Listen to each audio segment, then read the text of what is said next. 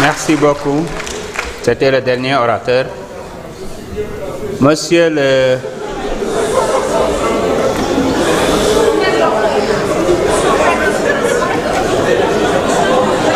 ministre des Finances et du Budget, vous avez la parole. Vous avez 30 minutes pour répondre aux questions. Et votre collègue de l'économie aura 15 minutes. Monsieur le Président, excusez-moi, c'est à propos de quoi, madame? Oui, c'est une question, Monsieur le Président. On aimerait comprendre pourquoi notre collègue Aïb Gafé, Abdoulaye Tall et Diko ont eu 2 minutes de temps supplémentaire par rapport à toi. Vous vous êtes trompé.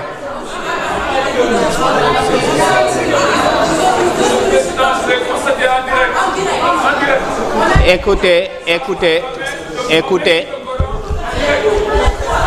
Je vous explique. Je vais vous expliquer. Non, c'est très simple. Vous avez posé une question, laissez-moi répondre. Vous avez peut-être choisi 3 députés, mais ça s'est passé au moins pour plus d'une vingtaine de députés. Écoutez-moi, il y a un problème technique. C'est ce qui fait que c'est au niveau même de la régie qu'ils sont en train d'administrer cela. Parfois, ça amène 3 minutes et ils complètent par 2 minutes. Et ça s'est passé au moins plus d'une vingtaine de fois. Peut-être vous avez choisi de remarquer pour votre collègue. De toute façon, la liste des orateurs étant close, monsieur le ministre, vous avez la parole. merci beaucoup. Merci beaucoup, Monsieur le Président. Si vous en convenez, pour des besoins de... Monsieur le Président, si vous en convenez, pour des besoins de cohérence, je voudrais laisser la parole d'abord au ministre de l'économie et je reviendrai en dernier ressort. Pas de souci. Merci.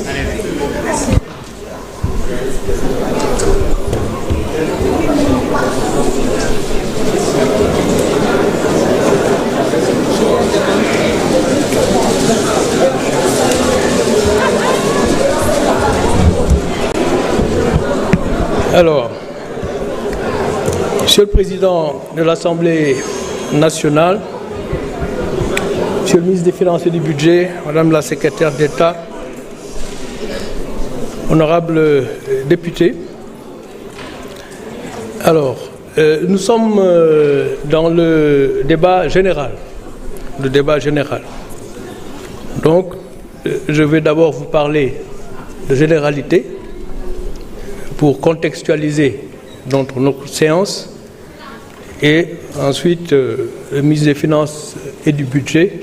vous entretiendra de ces mêmes généralisés, mais tout en vous en donnant les détails et répondre à certaines questions. Alors j'ai pensé qu'il était peut-être bien, parce qu'il s'agit de questions générales, donc de parler de bëgg-bëgg ak mën-mën. waaw bëgg-bëgg ak mën-mën parce que effectivement ku ci nekk ci honorable député yi am ay bëgg-bëgg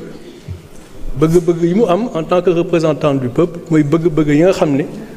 bëgg-bëgg gox bi bu jógee la xëy na parce que ndawu askan bi la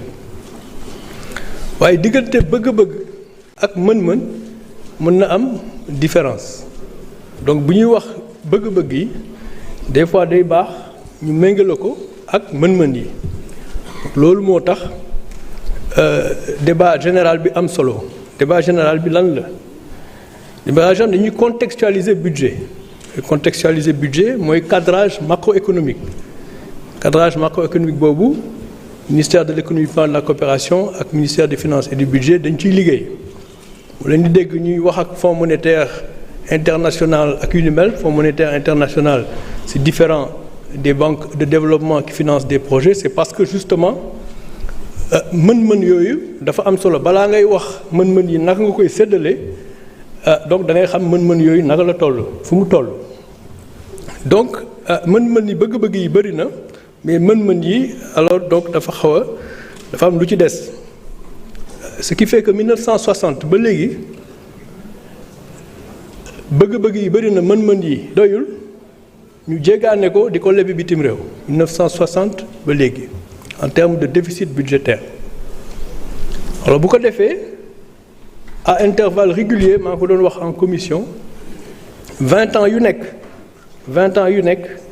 Sénégal leb ba nga xamante ni mënatu la fay ñu taxaw def ajustement wala ñu baal ñu bor bi 1960 ba 1980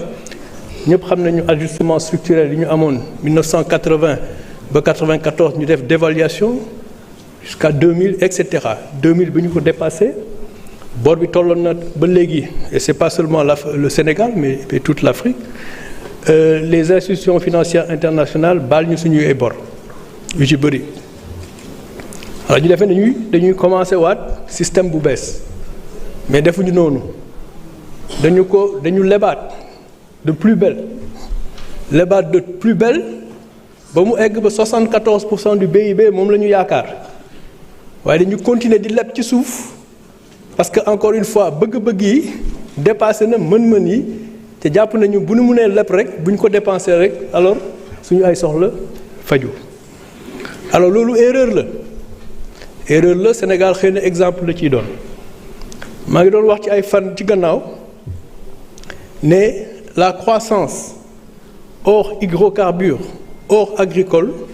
mi ngi commencé décélération am depuis 2018 avant Covid ci loolu dafa am solo mooy dañu démarré ay 5,8% du PIB de croissance di wàcc 2019 2020 21 Covid la mais 22 23 24 yëpp nii la def en termes de décélération de la croissance. Cette décélération à 3,5% de croissance PIB hors hydrocarbures hors agricole bien sûr boo ci yokkee hydrocarbures yi mooy 8% yi nga xam ne moom la ñu amoon daaw 6% ñu amoon ko en donc de 6% en 2024 8% en 2025. alors donc lu tax li ma wax léegi nii am solo parce que cadrage boobu moom mooy déterminer li nga xam ne moom nga am ak ni nga koy séddalee alors bu ñu nee déficit bi mi ngi doon 13% du PIB à peu près ñu ci débat général ñu ne est-ce que nangu nañu ne 5% de PIB mooy sa dette mooy sa déficit waaye dëgg-dëgg 13 la mooy yaa ngi leb di faj bëgg-bëgg yi mais da nga koo nëbb te li nga ci yaakaaroon amoo ko parce que croissance bi daf doon di wàcc ñu ne léegi loolu dañ ko war a feeñal bu ko defee askan bi ak ñi nga xam ne ñoo leen représenté assemblée nationale mën a xam seen bor fu mu toll ba ñu nangu ne bor bi war ñu ci war a mën a yokk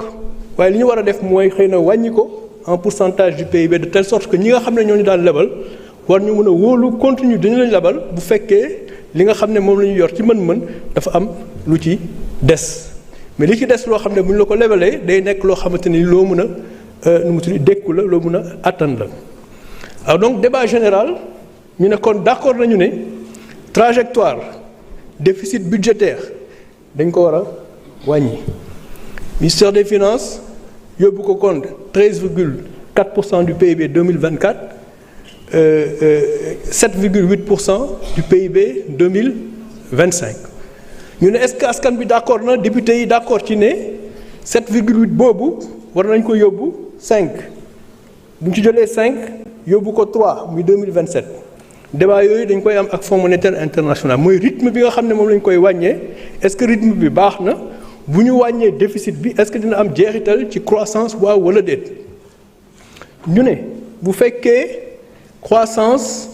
hors hydrocarbures hors agricole lu tax may wax hors agricole parce que agriculture bi dafa volatile en fonction de la pluviométrie et cetera mais bu fekkee daaw croissance 3,5% la woon hors hydrocarbures hors agriculture ñu ne ren xëy na 3,5 boobu 3,5 lay doon ba léegi wala mu jege ko 6 wala 7 en tout cas c'est à peu près 3,5 ñu ne bu fekkee sa déficit da nga ko jëlee 13,4 daaw indi ko 7,8 ci amul jeexital ci croissance hors hydrocarbures hors agriculture bu fekkee da nga ko wàññi 5% déwén wàññi ko 3% at bi ci topp pour méngale ko ak li nga xam ne moom nga jël comme engagement ak UEMOA du am jeexital ci croissance bu fekkee loolu lu war a mën a nekk la war nañu def ajustement boobu boo koy def naka nga koy defee anam bi dafa am solo ñu ne les dépenses improductives des dépenses courantes muy transfert les biens et services honorable Ayib Daffé wax na ko léegi dañ ko war a wàññi parce que gaspillage bi dafa bëri ñu ne 13% du PIB de dette de déficit nga am ko juróomi at ci ay investissement yoo xam ne amul jeexital ci croissance parce que wax naa leen ko sànq croissance bi dafa doon wàcc depuis 2018 hors hydrocarbures hors agriculture sans prendre en compte Covid daf doon wàcc kon ça veut dire que bor bi ñu daan leb ak fi ñu ko doon dugal indiwul croissance à la rigueur décélération de croissance la indi kon war nañ mën a nangu ne gaspillage bi am na projet yu bëri yoo xam ne boo ko arrêté accumulation bor bi dina wàññeeku ci it sa déficit di nga ko mën a indi ci li nga xamante ni moom nga dam jël ci engagement ak say partenaires dans l'UEMOA. Alors lii dafa am solo li mu wax léegi parce que ça contextualise le débat général ñu ne kon ñëpp d'accord nañu ne trajectoire bi c'est la bonne trajectoire 8% du PIB de déficit 2025 5% du PIB à peu près de déficit 2026 ñu jëmale ko 3% en 2027 mooy ajustement bi jeex na la dette est sur une trajectoire descendante dañ ko teg niveau boo xamante ne nii ñi nga xam ne ñoo ñuy lebal ñu wax leen ne dëgg bi loolu la bu ko dee ëllëg ak si biir bu ñuy lebal xam ne kii kat may lebal borom nii la toll ci ay mën-mënam ak capacité de remboursement am nii la toll. waaw loolu bu ñu ko waxee ba pare ñu ne léegi bu ñu bëggee def transformation systémique.